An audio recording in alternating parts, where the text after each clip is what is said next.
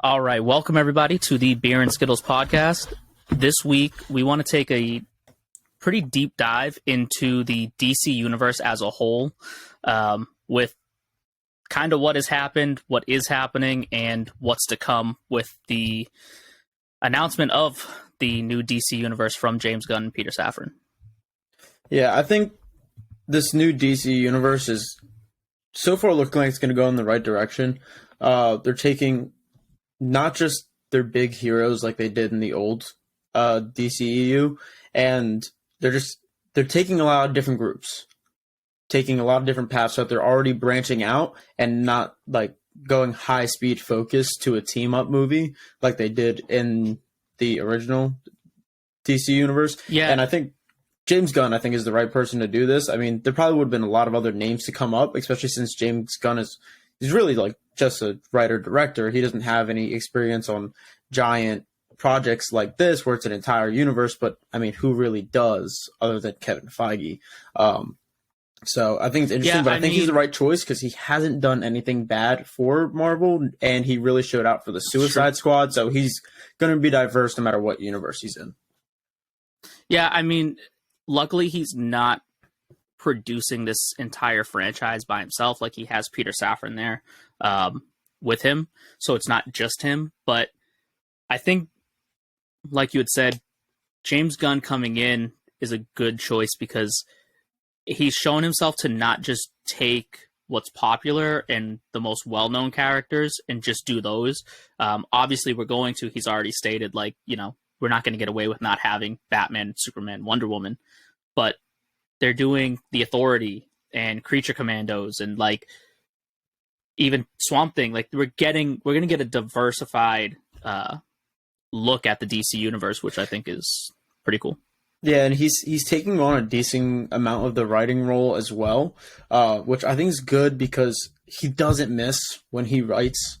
Like, when you look back, even when he was doing Guardians for Marvel, it's an incredibly funny movie, but it knows the separation between the humor and the emotions, which can be something that is missed, which we were talking about this before we even got on, which is what's missing in Shazam.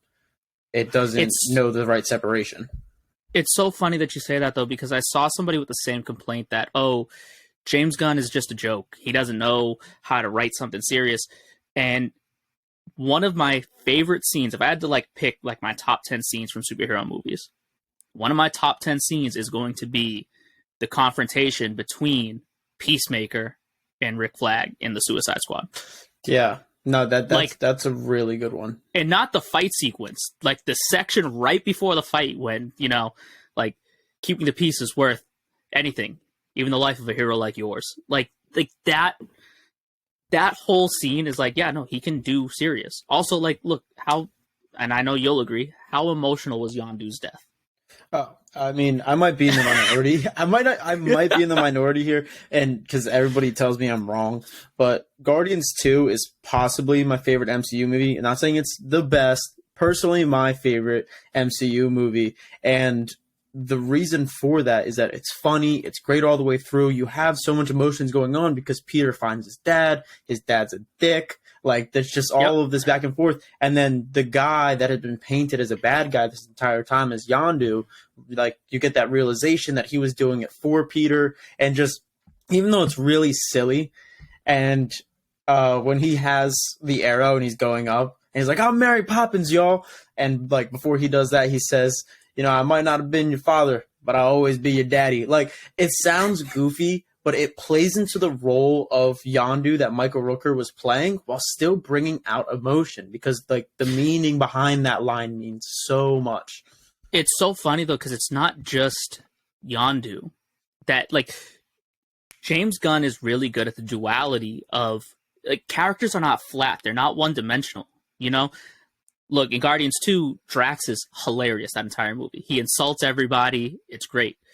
But he has the serious moments. He has that moment with Mantis when he's like, "Oh, you are haunting. You are disgusting." Yeah, and then he trails off and be like, "Yeah, people love you for you." For you, yeah, exactly. And it's it's a funny moment, but then it turns into this really sweet moment at the same time. And I feel like you get a lot of that throughout Guardians. Even the Guardians holiday special, which was great. Which was great. And the Suicide Squad. So people try to turn around like, oh, James Gunn does. No. He's going to be a really good choice for this. Plus, he's also not afraid of working with other people who have different ideas and who aren't the same. Like, he's not afraid of bringing in people from the old DC universe. Like, he's still in talks with Ben Affleck to work on a project if it's the right project, because he knows that Ben is such a huge fan as well. It's like, yeah, he's not going to play Batman anymore, but what can we still have him do? Because Ben is a great director. Yeah, and I think what's also going to make James Gunn so great at running this is that he's not afraid to be different. You know? Yeah. Because it would be so easy to say, let's follow the Marvel formula, which is what they wanted to do the first time around. And it's not going to work because everybody's seen it, and you're not going to do it better than them. You're not going to take what they made and make it better. But what you can do is find something in your own lane and run with it. And James Gunn is great at bringing in new characters, bringing out different personalities, changing the tones of your movies and stuff like that. So instead of taking that PG, Marvel, big blockbuster kind of feel to a movie, he's going to give you people you've never heard of. He's going to bring in jokes. Who knows? We'll probably get a rated R movie from DC a lot faster than it took for it to do for Marvel. 100%. You know, and they've already said Swamp Thing is going to be a horror movie, which is something we haven't got from Marvel. We haven't really got that in the hero universe at all. I mean, they kind of classified New Mutants as a thriller, but that was... It missed the mark. It missed the mark entirely.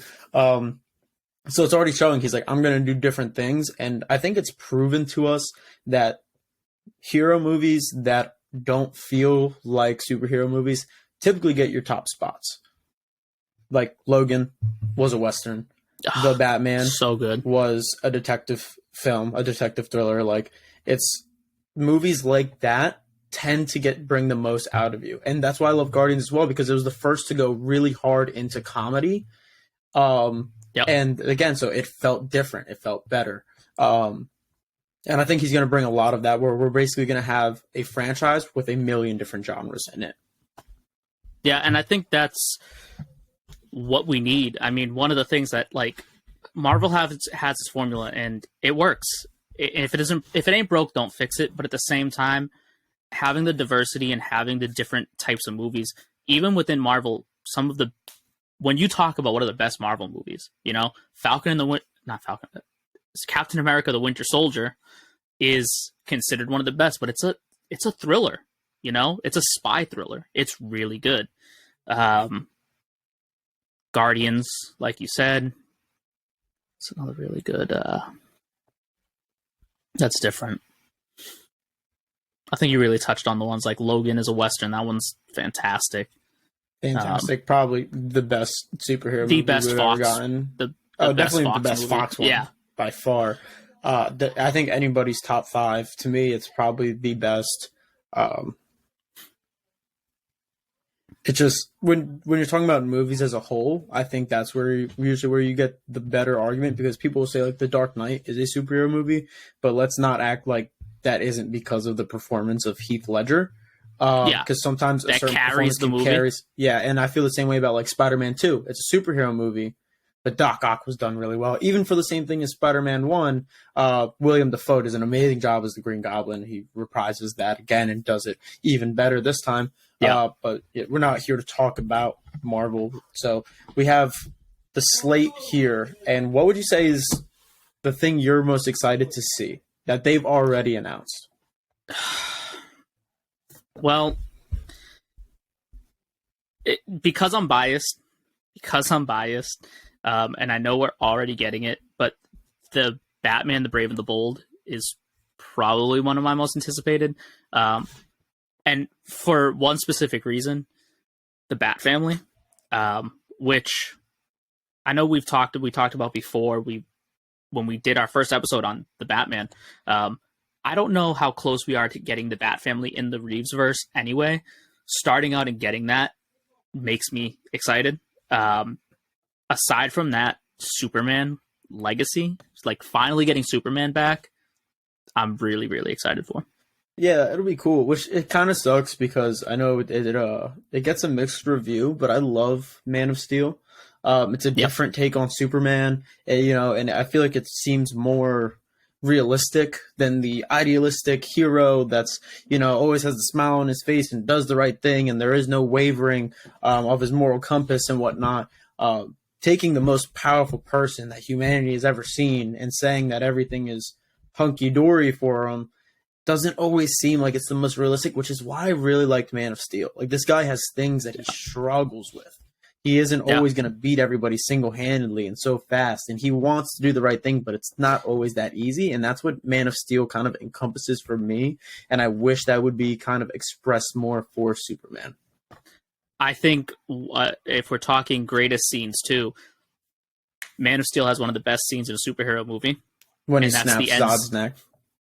Yeah. When he has to kill Zod, because you can see the pain in his eyes. Like, this is the last thing he wants to do, but Zod gives him absolutely no choice. You know, if you love them, you'll kill for them, right? And like, it's like Zod testing his devotion to humanity, and it's such a powerful moment that, like, when he breaks down right after. No, that's a great one. I do think that definitely gets into like a top 10 for best superhero moments.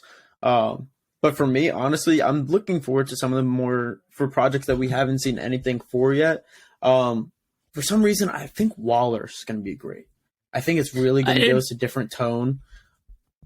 Waller's going to also be great no matter what, because Viola Davis is continuing to play Waller. Oh, so yeah. She's going to do amazing. And we don't really have information on what Waller's going to be about, but I don't think that they'll take a bad direction in it, and I think it's going to seem like a really different kind of project. Another one is Booster Gold for me, because I would love to see their take with Booster Gold. He's kind of like he's not like one of the most popular heroes, but for people that know Booster Gold, typically love Booster Gold. So for those that don't know, Booster Gold is such an odd character, because Booster Gold's from the future. He has no powers. It's all technology, but he couldn't be a hero in the time he was from, because Booster Gold is really just a loser. So he goes back in time where the technology he has is so advanced so that he could then be a hero. Like, this guy, it's the story of the guy who's trying really, really hard to do something, and just like prove his worth. So it'll be interesting. Yeah.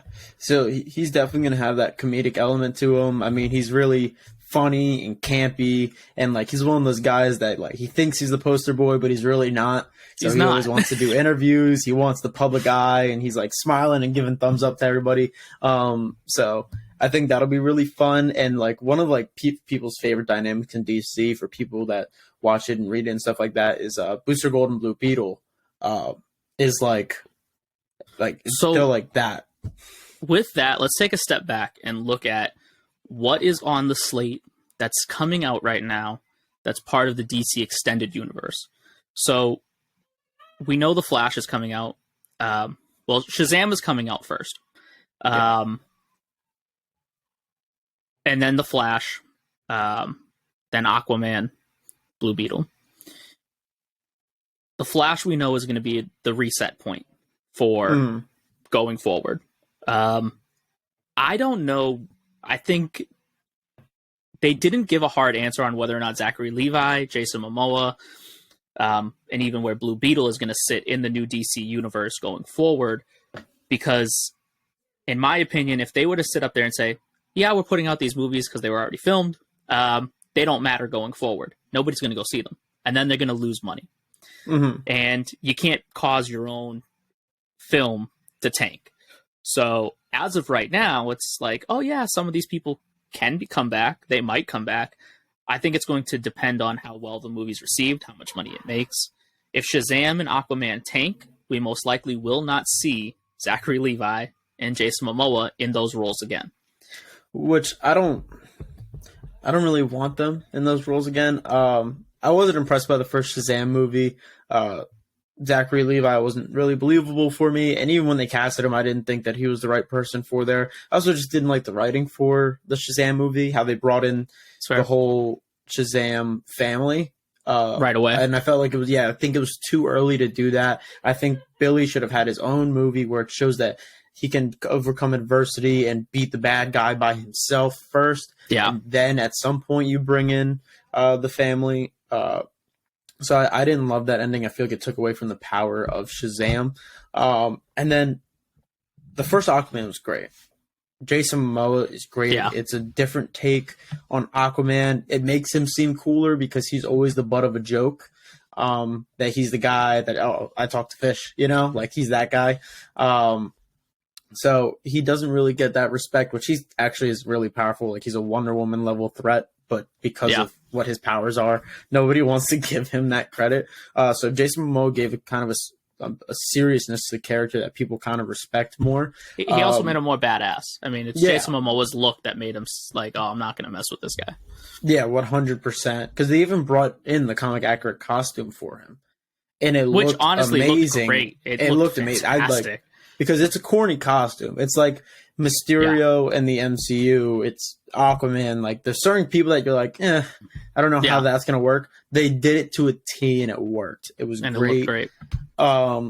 But there's been the rumors flying around, and I think they're like the DC universe is on it too, with Momoa playing Lobo. And I think that's such a better fit for him. I think he'd be like, even if you just like look at him in his personal life, it's Ryan Reynolds playing Deadpool. It's like the personality matches so much for him to be a real person. Like, it's like, why are you like this? I don't know, but I love it. Play the role. Yeah, I think it's a good fit for him, and we'll just have to wait and see. I know that Gunn has stated that nobody's going to be playing more than one character. So it's either he's going to keep playing Aquaman, or, we're resetting him and he's going to play Lobo. And then we'll get a recast for Aquaman. Yeah. However, I would say if there was a time that you could have somebody play two characters, one of them would be for Lobo. Yeah. And Lobo's such a cool character too. And I think it's a matter of time because he is a popular character. It's just a matter of time before he shows up. With the diversity of like looking at the setup that Gunn has, I'd say there's a really high probability that Lobo shows up soon. Same with characters that like are part of like what we know as like mainstay DC characters that just haven't been around, like Martian Manhunter. Oh, where I need Martian Manhunter when the transformation.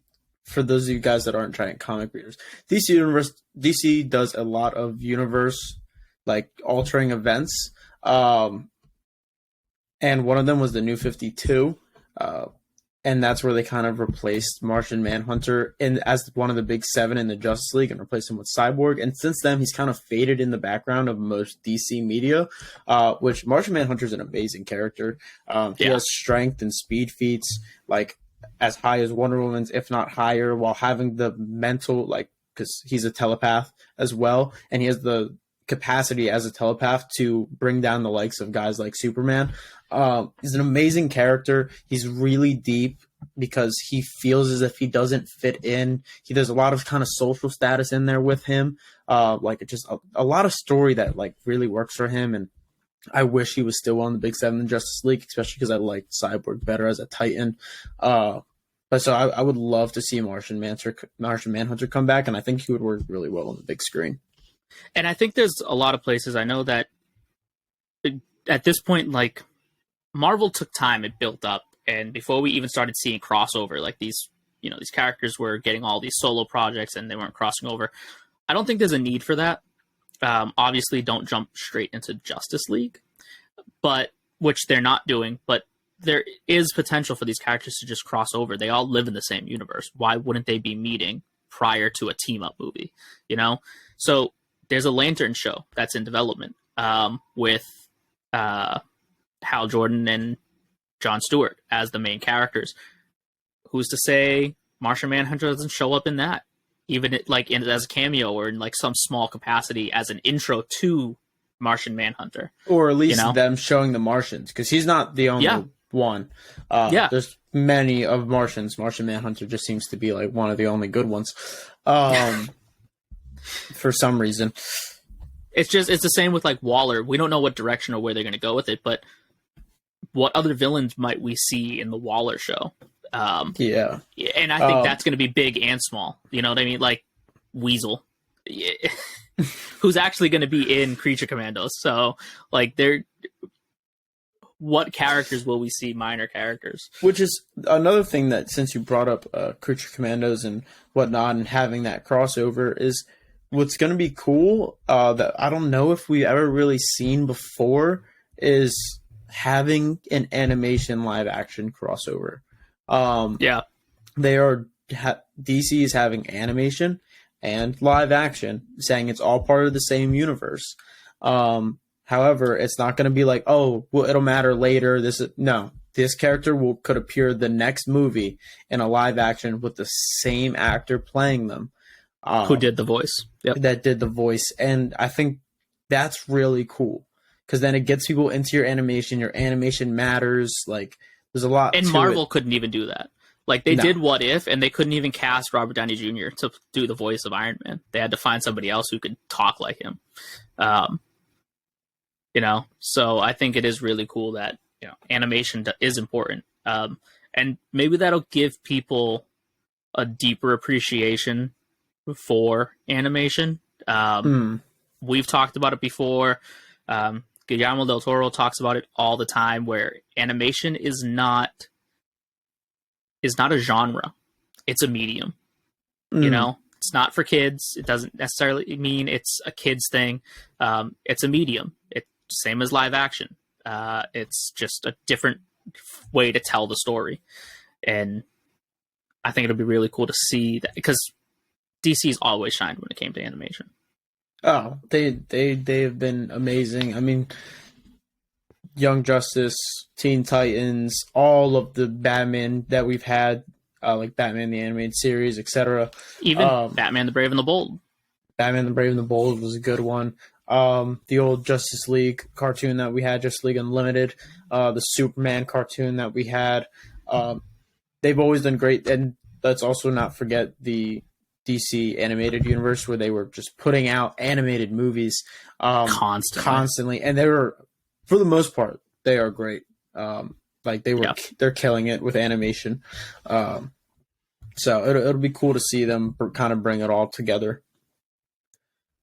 Yeah, I think looking at animation too, you can't disqualify the Harley Quinn show, which is hilarious. I love the Harley Quinn show.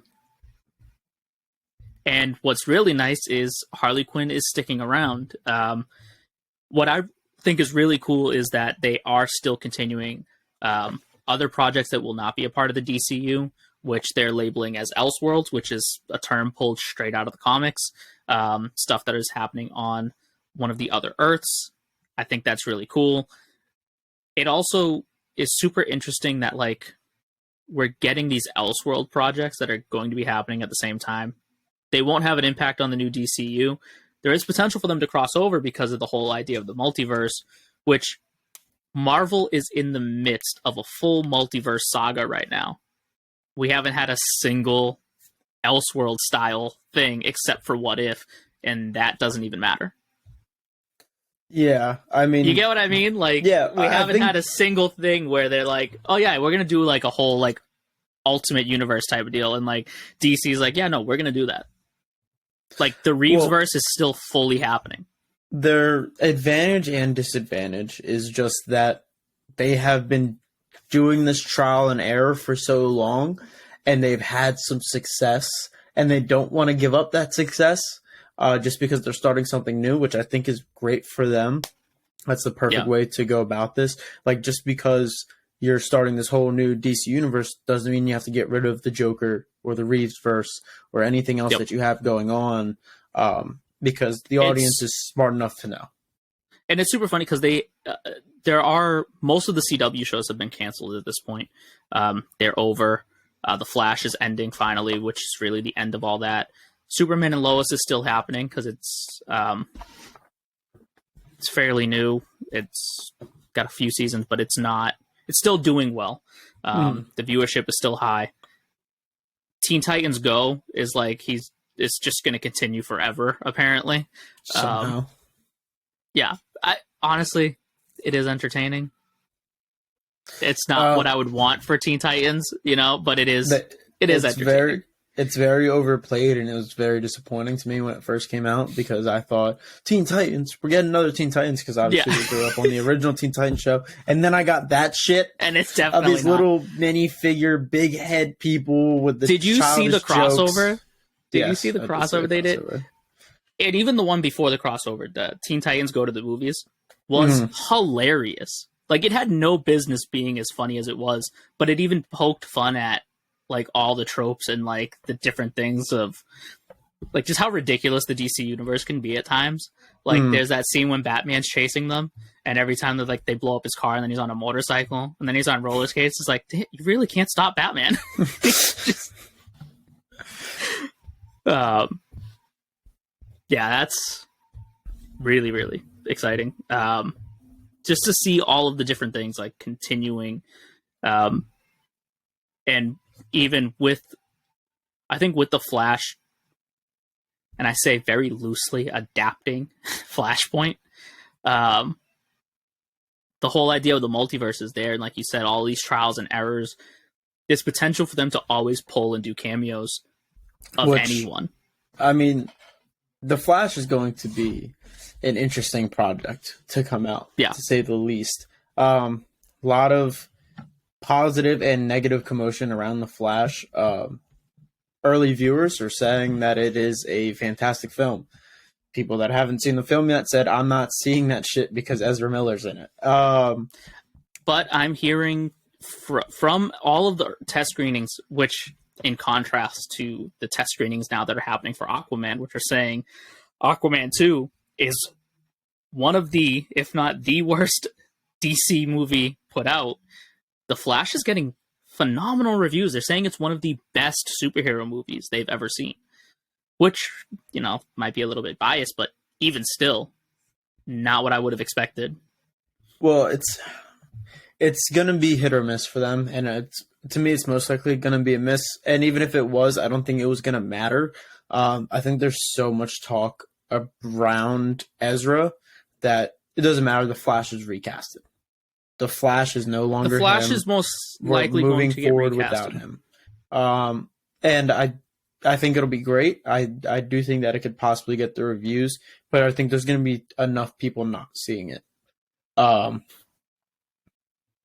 Well, what they're also pandering to though is, look, they're bringing back Zod, which for people who love Man of Steel, Zod was fantastic. They're also bringing back Batman, and not just Ben Affleck, which is, hit or miss for everybody. Michael Keaton's coming back. So they're pandering to an even older crowd by saying, here's Batman, like the Batman, which will be super interesting to see. Yeah, it's interesting, and I've seen a lot of debate on social media, and some people are like, see the movie, and some people are like, you better not see that movie. So there's going to be a lot of controversy around it, which honestly is some of the best PR you can get, because people are talking about your movie for free. No such thing as bad publicity. Yeah, but also in that same negative light, it's people convincing you not to see the movie. True. Personally, I'm going to see the movie. I'm going to see it. I'm like, it's terrible. I think they should recast Ezra. However, this was already filmed, and there was a lot of hard work that has already gone into this movie. I mean, for every second that you see in a movie is multiple people putting hours on hours on hours of work in. And if it's going to be a good movie, I'm going to watch it, because he's not the only person that was in that production. And the controversy aside, Ezra is not a bad actor. Oh, no, he's a great actor, and I think he'll kill it. Maybe don't use him. Stop using him for a while. There is repercussions to what you do, but I'm not going to be the person to shoot you down. Like, it's just, if you have a project you already made, I'm going to watch it. Even if they decide that they want to, that they're going to continue to use Ezra. They're not a bad choice either. Like, performance-wise, there's the scene that was actually cut in the Joss Whedon film. Mhm. But the scene in the Snyder cut version, when the Flash is, time traveling to, kind of fix what was happening, they killed it. Like, that, it was dope. So I think it'll also depend. It's going to depend on a lot of things, on whether or not Ezra's brought back or they recast. And I think it's going to depend on the same things, on whether or not they bring back Momoa as Aquaman, Levi as Shazam, and I don't even know where Blue Beetle's gonna even land, because it's weird. Yeah, I think it depends for Blue Beetle, because it was slated and filmed for the DCEU, but if it doesn't have any cameos in it, it wouldn't be that hard just to say nope, it's for part this of universe. The DC, yeah. So, I mean, which I hope they do a good job for it. Blue Beetle, I think, is amazing. A fan favorite of mine, personally.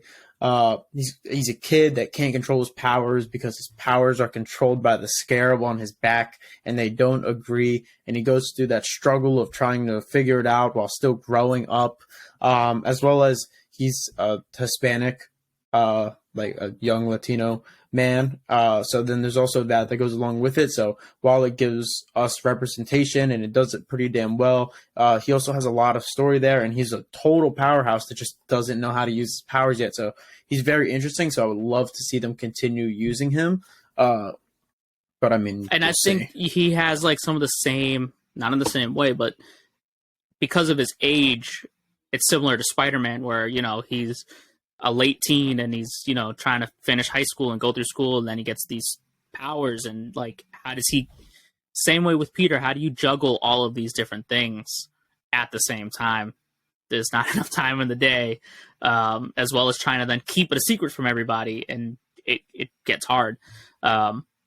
I hope that one aspect I loved about, and I like Blue Beetle in the comics, is this constant back and forth, because even DC apparently can't decide whether or not the Scarab is alien technology or it's magic. And the last run for Blue Beetle, when DC Rebirth happened, it was, Dr. Fate showed up and said, it's magic again. And as the story progressed, it was not that it's magic, it was alien technology, but when it crash landed on Earth, it was infused with magic that then unlocked certain aspects of it, gives its extra advantage against magic users, as well as what disconnected it from the rest of its kind, the Reach. And so then years later, once it gets to Jaime, he's not a bad guy like the rest of its kind. Yeah, it's a weird thing. It's one of those kind of pick your lanes kind of deals, though, which I guess they're starting to now.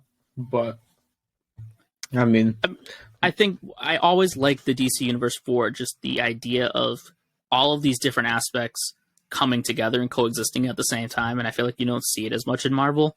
But look at the Titans. Starfire's an alien from another planet. You have Raven, who is one of the most powerful magic users on the planet. Cyborg is this cyborg.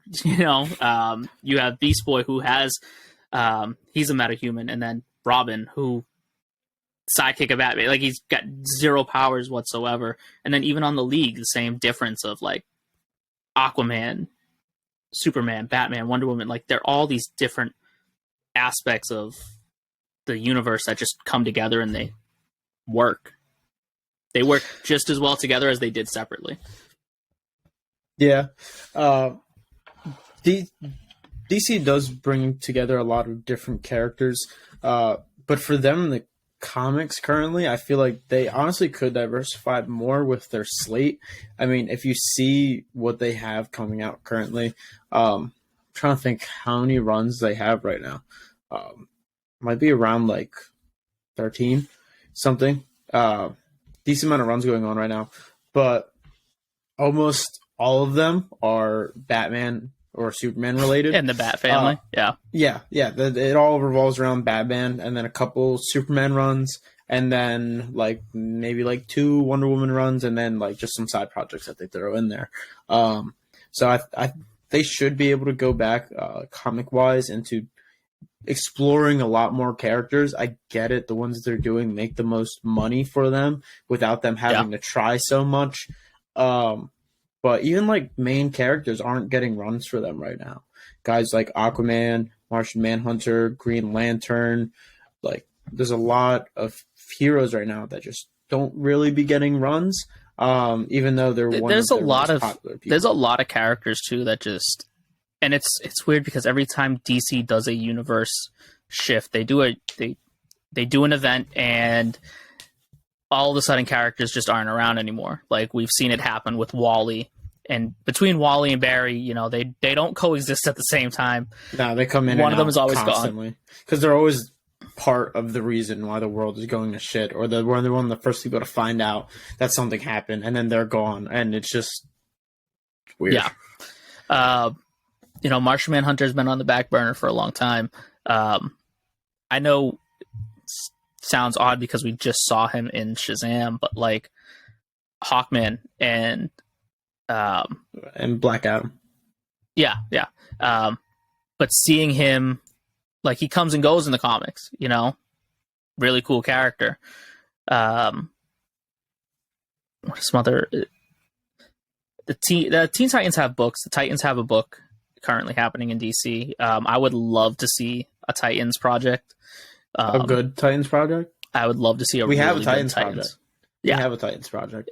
We won't It's talk not about good. that. It's not It's good. not good at all. It's not good at all. Titans, Young Justice, like something like that along the lines of having the younger team. I think it'll be great, and I think it's just a matter of time, and I don't think it'll be that much of a time. Yeah, no, me neither. We didn't say this, but Batman Brave and the Bold, one of the movies we talked about, is going to be a movie with Batman and the newest and current Robin, Damian, which is Batman's son, the son of Talia al Ghul and Batman. Which is, so he's kind of the last in the line right now. There's a lot of different people in the Bat family. There's been a couple different Robins or whatever. But if you want to say a decent amount. But it goes Dick, who becomes Nightwing. He's usually the one that is pictured in a lot of media. Are you going in order right now? Yeah. Jason, who is everybody knows as Red Hood, who's become a fan favorite as of recent, and it has been getting in a lot more media, especially as Red Hood. He doesn't usually get as much attention as Robin because he was kind of short-lived. Yep. Technically, Stephanie, who was Robin for like 2 weeks. And I wanted to make sure you didn't skip anybody. I wanted to see. Yeah, I was gonna skip Stephanie until I heard you say that. Not that she's a bad character, but her run as Robin was really nothing. I like Stephanie as spoiler. Yeah, she's good as spoiler. Just her, even like Batman says it. He's like, you should have never been Robin. And then after that, Tim, who's the one that is Robin, kind of around like the Red Hood era of things. When Jason comes back as Red Hood, and Still he's currently also, Robin. yeah, still currently Robin, technically Red Robin. He has the stupidest name. We'll talk about that later. And he's usually the second most pictured one after Dick. Like if you watch Young Justice, the first Robin is Dick, who's then Nightwing, which you see him evolve. And then you see Tim come in and take that role over as Robin. And then now the current Robin, Damian. So they're picking up at the end of the line here. The most recent Robin that we have, the probably second newest member of the Bat family after Duke, is the person that they're running with in the Batman movie. So Dick's already Nightwing. Jason, they could switch it around to make him come back as Red Hood later, but I'm guessing he might already be Red Hood unless they want to adapt that storyline. Tim is probably already Red Robin and semi doing his own thing or running a team under Dick or whatever.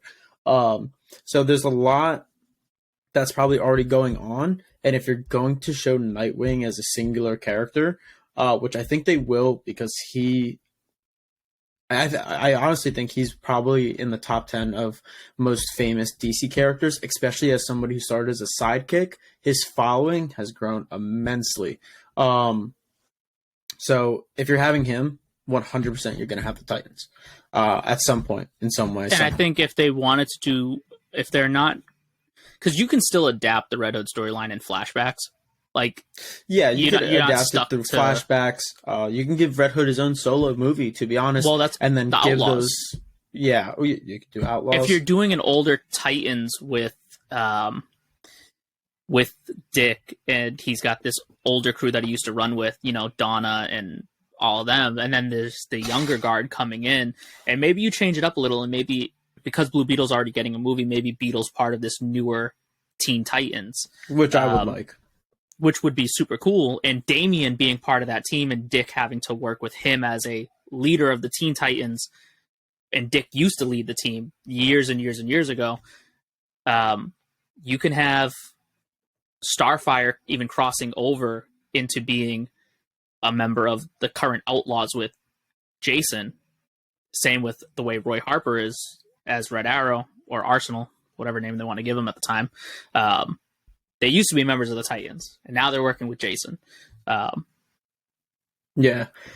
Or you go with the newer run and have Artemis and Bizarro. Which actually, the relationship between Red Hood and Bizarro is actually amazing for no reason. So, like, wholesome. It's so wholesome. Yeah. Yeah, I think we have Titans on the way. We definitely, I think, have Titans in the works, especially, I don't think they'll not take the opportunity to explore Dick as a character, because, like I said, I think his following is huge. I'm one of them. He's my favorite hero, like, of all time. And you're right, too, as well. The relationship between Damian and all of the other Robins before him is really interesting. It is. Because, for those of you who don't know, Batman didn't know he had a kid till he was like 10. So he was raised up with the Al Ghuls, and he just being trained as a killer. He was trained as a killer at birth. So he was secluded. He doesn't really get a lot of like social cues and a lot of other things like that. And all he focuses on is, I'm going to get this guy. I'm going to kill that guy. So he has his grandfather's view of how to stop crime and end crime. Yeah, and it very well takes over him, because he's not like any of the other ones where he might care about school or like really anything beyond. Because he's also smarter than like the average 13-year-old. Oh yeah, for sure. Not for no reason. Again, he was being trained as a martial artist and a tactician and an assassin since, again, he was probably old enough to walk, which for him was probably like 2 months or something with all that training. Yeah. But yeah, so his relationship with them is really interesting.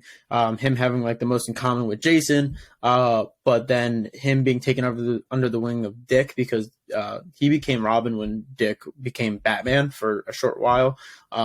So using him as a mentor figure, and then kind of the clash between him and Tim, because he just like doesn't respect Tim. Right.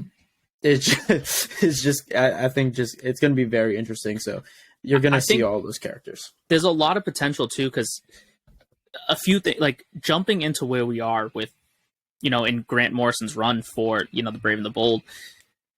So like you had mentioned, all of these Robins. Now, I don't know that, I'm not saying that we're going to get all of these members of the Bat family, but the potential is that all of these people were Robin. They now have their own identities and they're running around, right?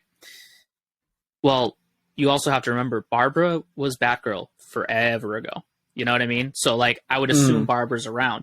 But there's also the potential for Stephanie and for Cassandra to also be somewhere in this universe. We might not see them in the first movie, but they might be mentioned even, of like, Barbara's running around with, because we could end up getting another Birds of Prey movie, or something where it's like Barbara's leading them and it's Cassandra and it's we Stephanie. Have Batgirl, Batwoman, Spoiler, Huntress, Duke. Yep. Like there's a lot of people in the Bat family. that can be because we're getting Damien. We know for a fact we're getting Talia, we're getting Raish, we're getting the League of Assassins. But Talia, at this point, she's going to drop off Damien. So where is Bruce? Where's Catwoman in this scenario?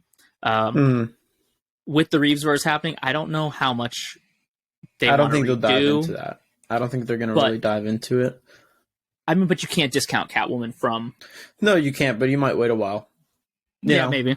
You might not just bring her in right away, because you have to have that separation at least. That's the problem with running two different universes. You might not be able to tell every story you want to do, because it might already be being told, and people don't want to see the same thing twice so close. Yeah.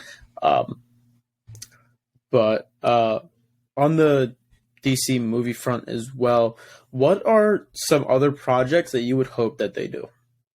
Like, if you were in that room with James Gunn and he's asking your opinion of what is another movie we should add to our slate, or what's our phase 2 slate, what pitches are you giving him?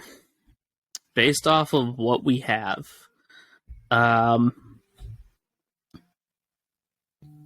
would say we'd have to go. We keep mentioning it, but Titans is definitely something that I would add on to that slate. I would, just looking at to see what we have in the works. Reach Commandos, Land of Paradise Lost, Booster Gold. I would love to see more of the Lanterns. I know, and it's hard to say exactly what my phase 2 launch would be for Lanterns, because I don't know how much we're going to get in the actual show. I know we're getting Paradise Lost, which is set. It's a prequel. I think it's before the birth of Wonder Woman. So like, we definitely need a Wonder Woman movie, and I would want Wonder Woman to like fully embrace like the Greek mythology aspect. It's the one thing that I wish the Wonder Woman movies had did in the DC extended universe. And it's funny because you're actually seeing some of that in the new Shazam movie. I don't know if you've seen the trailers, like there's the Manticore, and like there's like, and I get it, Shazam is also a part of that, but I would really love to see like Wonder Woman and like make Circe the villain or something, like fully embrace this like mystical aspect of it, and not just throwing her into like the modern age. Like, oh yeah, she's just fucking stopping world wars constantly.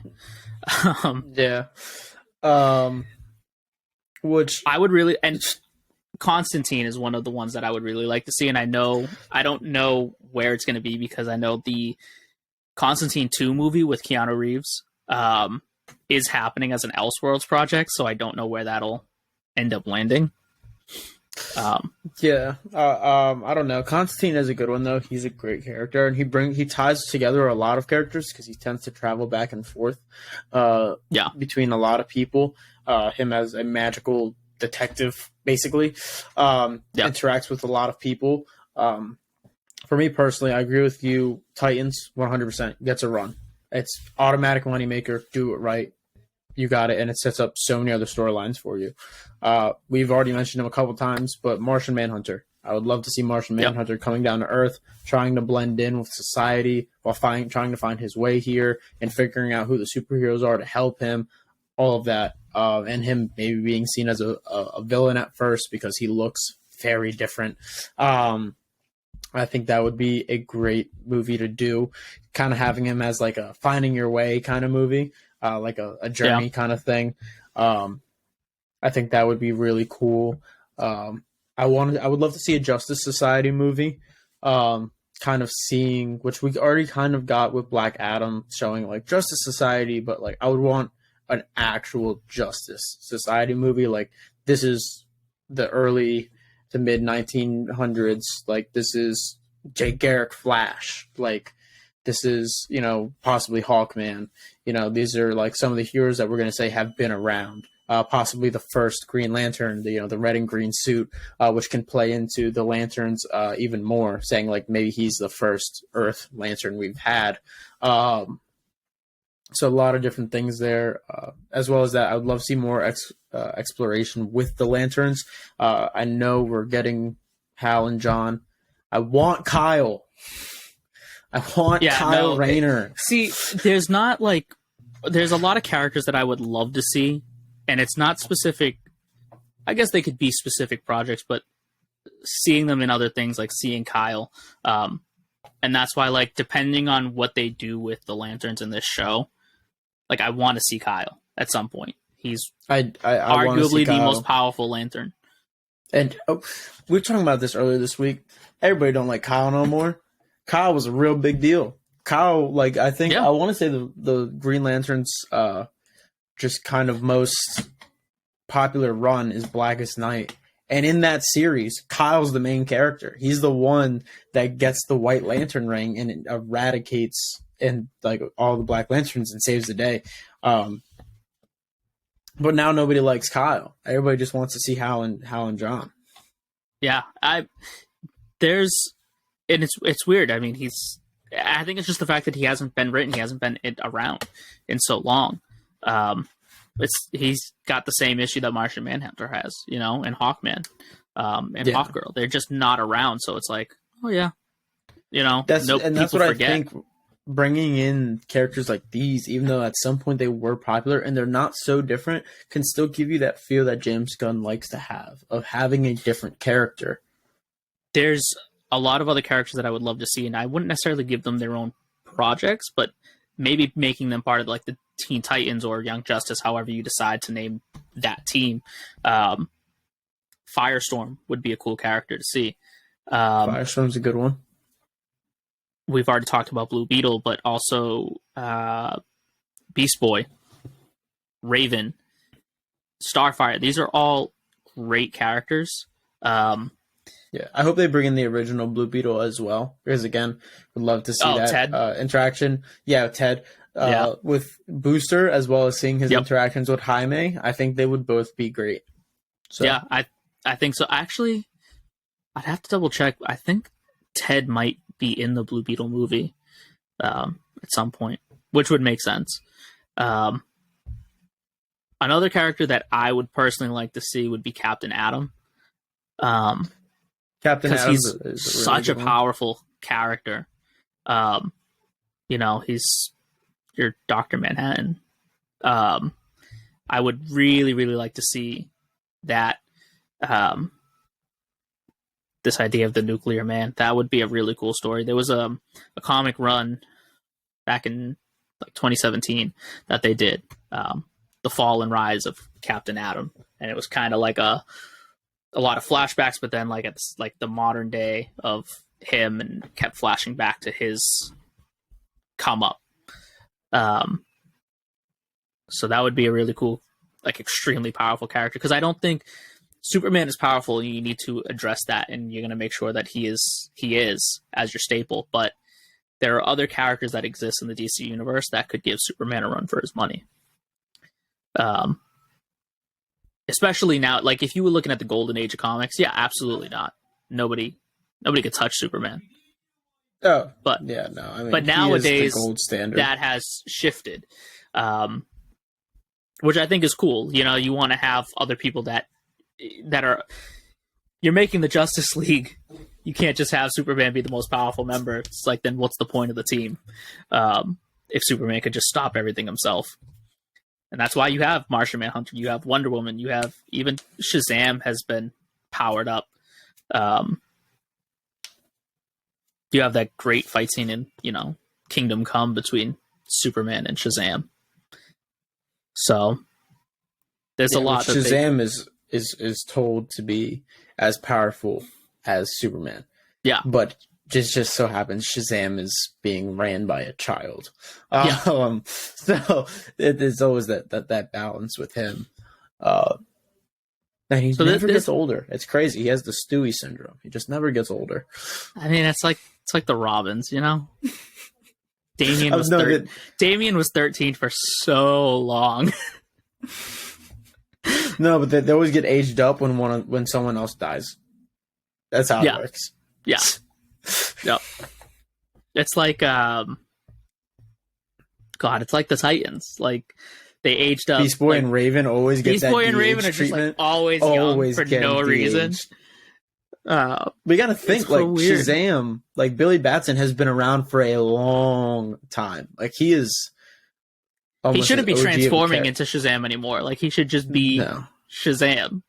Yeah, no, for sure. I mean, he's damn near an OG character of DC. Like he's been around for a long time. Like the Marvels is a series that almost kind of kicked off DC. So let me ask you this: still that age. Let me ask you this: what are some villains? Because now we're on the track of getting DC in a place. It's not just the heroes. What villains do you want to see showing up across these different projects?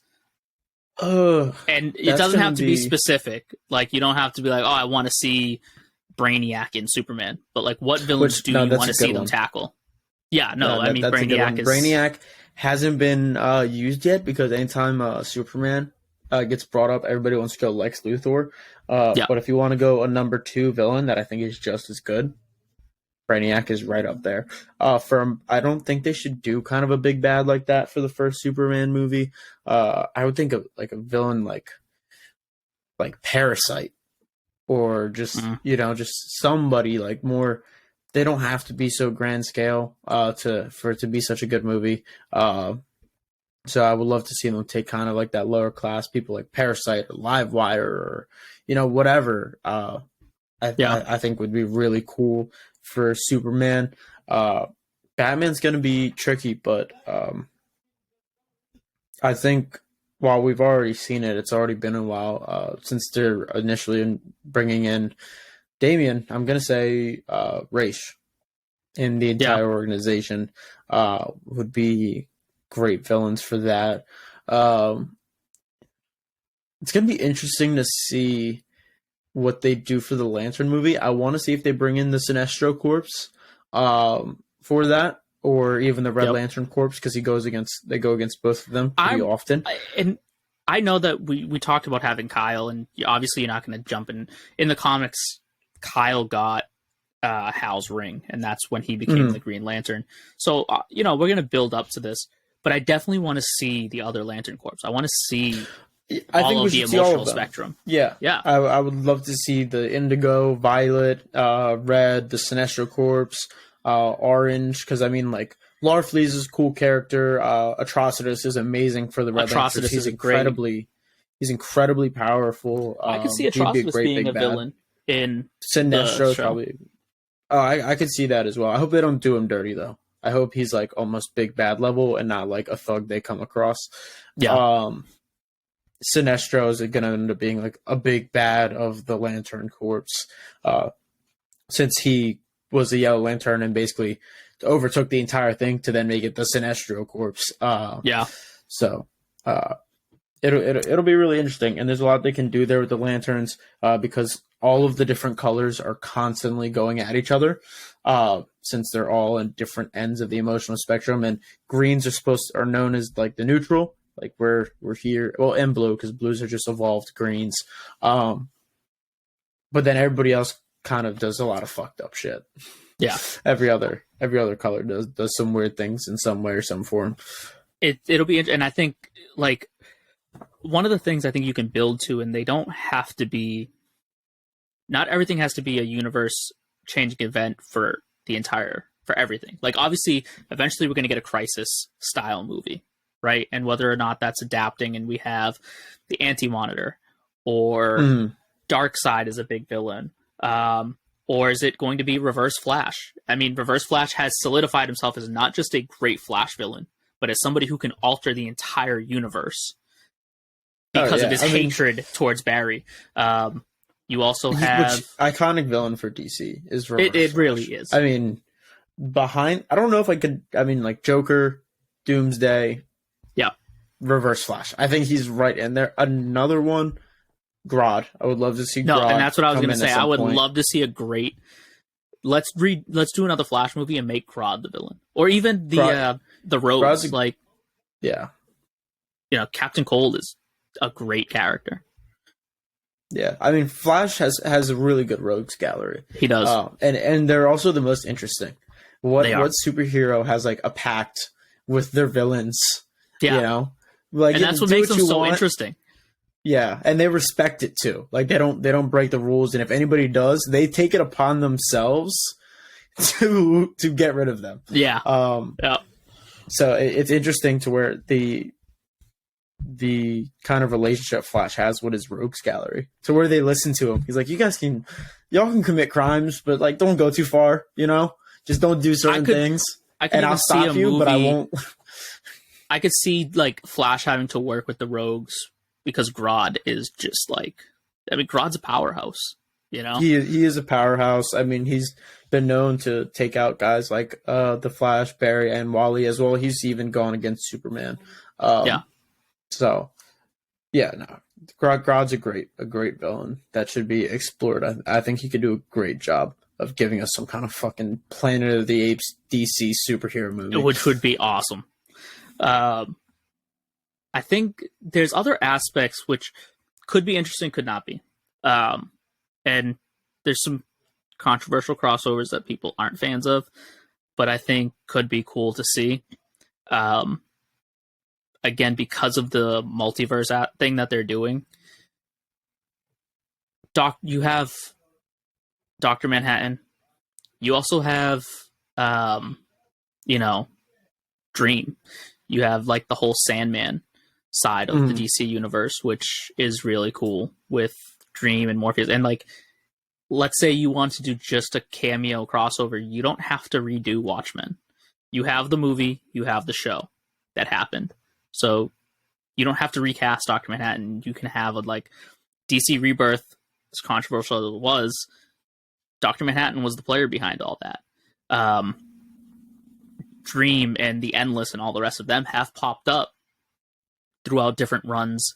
And they have the Sandman show on Netflix, so it's not like you have to recast and whatever. That's just a different aspect of the universe, you could say. There's just so many characters that they can pull from, and so many ways that they can cameo and make this multiverse thrive. When you say pulling from like guys like Sandman and Constantine, I really hope they kind of go through like that whole Justice League Dark kind of version of their universe. I would love to see people like Zatanna come to the spotlight. Dr. Fate. Constantine, Dr. Fate. Even though we just saw him, I'd like to see him done a little better. Which actually he wasn't bad. I'll retract that. He wasn't bad. I have a couple. Etrigan the Demon. Etrigan's a great one. Deadman. Deadman. We're gonna bring in Raven, Trigon for sure. Trigon's a villain that it's so funny to me that Trigon is just a Titans villain when he's clearly like a league, like world shattering level villain. But he's their version of a big bad. Yeah. Which also with the Titans, we're almost definitely gonna get Deathstroke or Slade or whatever you'd like to call him as you refer to him, comparing to who he's going against that day. And that's where I want to see him, not in the Batman movie. I want to see Slade be in the Teen Titans movie. In Titans, yeah. Yeah.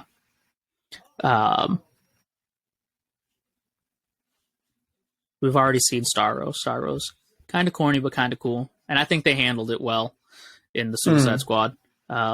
I'm hoping we get more Suicide Squad stuff. Clearly, that's a moneymaker for DC. Oh yeah, no, for sure. I think it's gonna be really interesting when at some point we're gonna have 3 Jokers running around. Yeah. Well, and then like nobody can help themselves but to making the Joker, and so the new DC universe is gonna do it. Reeves is how long before like the Batman Who Laughs shows up? 100%. So then it's like they're gonna eventually combine all the universes and do the 3 Joker storyline, which would just be fucking insane. Great book, awful line, awful storyline, good book, awful. Yeah, there's a lot of potential, and I think it's just where do they go and how far do they take it, and I know a lot of people have given up hope, and a lot of people aren't hopeful that the new DC universe is going to be good because of what we've gotten in the past and where they are. I have hope. They're cleaning up shop and they're moving forward, and I think they're bringing in the right people to do so. I think I think they're going to do well at the end of the day. Yeah. Well, I think here's going to be one of like the telling points where it's like if we get like a Teen Titans movie and like Beast Boy isn't green and doesn't transform, and when we do transform, he's only a tiger. Like that's going to be the point where I'm like, okay, you know what? I'm gonna take a huge step back, and watch this play out from the sidelines. No shade towards any current projects that may have or be doing such storylines. Yeah. No, I agree. Or like if you made Starfire, shoot out fire instead of green beams, and then eventually made it blue. Yeah, no, I mean, has Starfire had fire powers that match that they were orange or whatever? Yeah, she's had that. But to just completely take away like the green energy bolts and making her weird that they make her eyes green though when she uses her powers. Yeah, but then they still changed her powers to blue. Well, yeah. I don't think you ever got that far in Titans. No, I had to stop. I had to stop. It was too much. Or if you make like Batman look like he just like killed himself, and then have Jason come back a day after he died, and he's teaming up for Scarecrow for some reason. Yeah, he never died. He just got addicted to fear toxin. Yeah. That's when I might stop watching something, but also apparently not. What would be kind of cool too? I really like the idea from Young Justice of them having like a den mother, like somebody appointed from the league to watch them, and I could definitely see that being Cyborg. Now that like, especially if they're already aged up, I could see Cyborg being the one that has to come in and like, instead of was it Red Tornado in the Red Tornado. Having Cyborg come in, so then it's like, oh, we're getting that idea of Cyborg being part of the Titans again, and he's having to watch over. And then you could still kind of get that friendship between him, depending on, like we said, how old is Beast Boy? Is he the same age? Is he de-aged again? Probably de-aged again. But Cyborg just turning into a kid again, just hanging out with Beast Boy when he should be serious. Probably. I think we're running close on time. I just wanted to run one more question by you, and that is, with all the slates that we have coming out, or things that you have hopes are coming out for, do you have any dream castings for things? I don't really know. I don't know who to cast as Superman. I'm going to be honest. I don't know who comes in and takes on that mantle. I'm still very easy. hurt. Chris Evans. Yeah, he's free. He's free, right? He's free. He's not doing anything. Are we just going to poach all the people who are no longer working for Marvel? Downey's going to be Batman. Yeah. Same guy. We still can't get Chris, so we're going to make like Liam Hemsworth Aquaman. Yeah.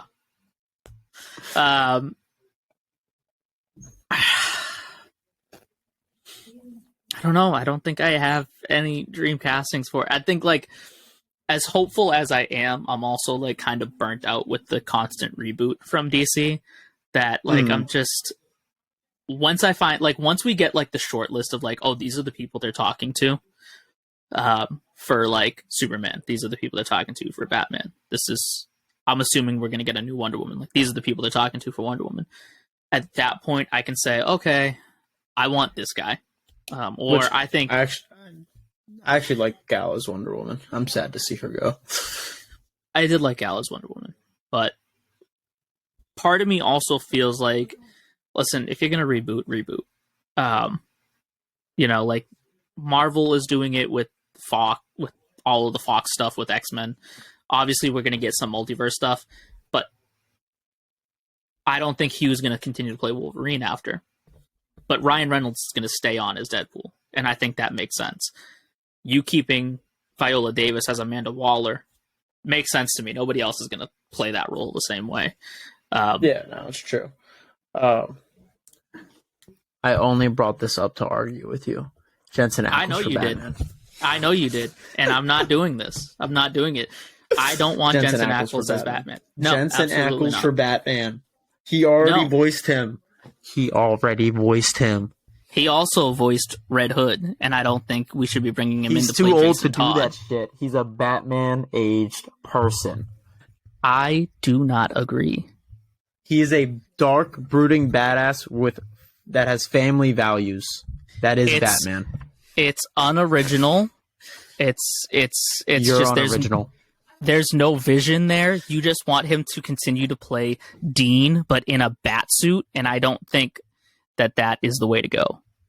I think it's proven to be a moneymaker. If you want to see him play, proven to make money. you want to see him play dark, brooding, and just a superhero, watch The Boys and see him play Soldier Boy. There you go. You can see him play the It's not the Batman, same. Captain America. It's not the same. It's Black Noir was supposed to be Batman. How is now Jensen Batman and Captain America? because. Okay, I'm not doing this. You want to cast Dean Winchester as Batman, and Jared Padalecki's going to play, I don't know who, Alfred. Just the You're worst. onto something. Can he do a British? Can he do a British accent? Can he do a British accent? Well, let's see. Can he do a British accent? Actually, this is actually a really important casting. Who's going to play Alfred? I don't know. We've had good castings for Alfred so far. Yeah. I Even think it's Jeremy hard to miss. Irons, I thought was, yeah. and like Andy Serkis now in the Reeves verse. Like, I think especially with the DC universe, like aside from the Reeves verse, any old British guy will work. Bring Michael Caine back. Yeah, arguably one of the best Alfreds. Yeah. Oh, he was the best. He was the best. Any old British guy will work. Ian McKellen. Well, too old. Maybe. Patrick Stewart. Could you take him seriously? No. Just knowing he's Professor X. Never. Can never take Patrick Stewart seriously. However, I think that is all the time we have today.